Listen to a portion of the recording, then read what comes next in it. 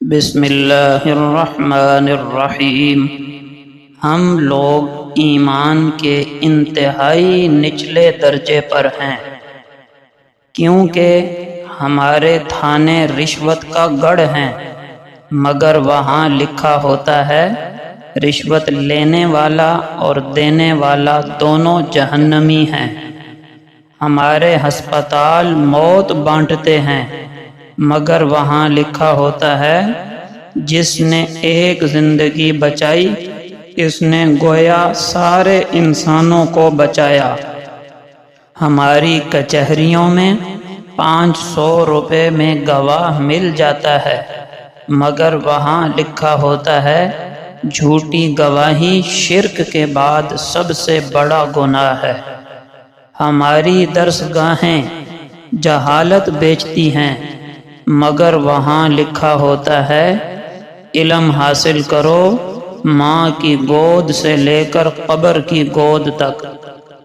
ہماری عدالتوں میں انصاف نیلام ہوتا ہے، مگر وہاں لکھا ہوتا ہے لوگوں کے درمیان حق کے مطابق فیصلہ کرو۔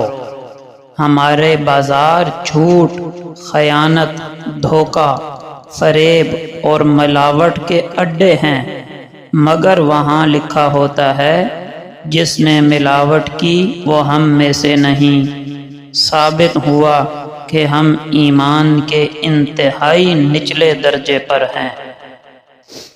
حکیم لقمان سے پوچھا گیا کہ موت سے زیادہ تکلیف دہ کوئی لمحہ ہے؟ فرمایا ہاں، جب کوئی سفید پوش انسان انتہائی مجبور ہو کر کسی کے آگے ہاتھ پھیلائے، تب اس کے لیے وہ لمحہ موت سے زیادہ تکلیف دہ ہوتا ہے۔ جھک جانا ہی محبت ہے، اس بات کا سب سے بڑا ثبوت سجدہ ہے۔ دنیا کو چاہنے والا بکھر جاتا ہے اور اللہ کو چاہنے والا نکھر جاتا ہے۔ پانی اور نماز ایک جیسے ہیں۔ پانی محتاج نہیں پینے والوں کا، اور نماز محتاج نہیں پڑھنے والوں کی۔ دونوں کے لیے پیاس ضروری ہے۔ جسم کی پیاس کے لیے پانی، روح کی پیاس کے لیے نماز۔ ہمیشہ کی جدائی سے بچیں۔ موت ہمیشہ کی جدائی کا نام نہیں ہے۔ ہم سب نے آخرت میں ضرور دوبارہ جمع ہونا ہے۔ اصل جدائی یہ ہے کہ ہم میں سے کوئی جنت میں ہو اور خدا نہ خواستہ کوئی جہنم میں۔ لہٰذا ہمیشہ کی جدائی سے بچنے کے لیے خود بھی اور اپنے چاہنے والوں کو بھی جنت لے جانے کی فکر کیا کریں۔